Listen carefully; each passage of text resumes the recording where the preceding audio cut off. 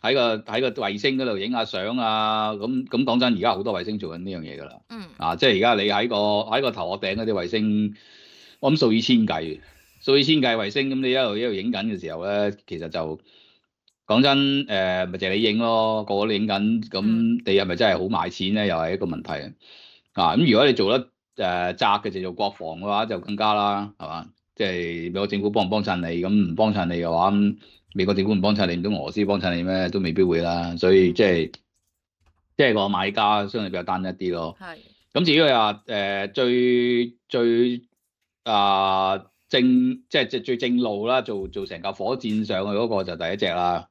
咁但係第一隻嗰啲即係升火箭嗰啲，其實又唔係成日有生意喎，間唔中先有一次咁樣係嘛？即係啲收入唔係太穩定咯。咁所以咧，你見到真係長年比較賺錢咧就得